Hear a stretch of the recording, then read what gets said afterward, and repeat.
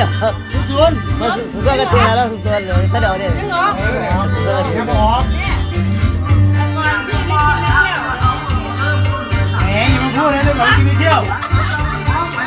ทุกอาทิตย์ทุกเสาร์เอาผู้ใดไป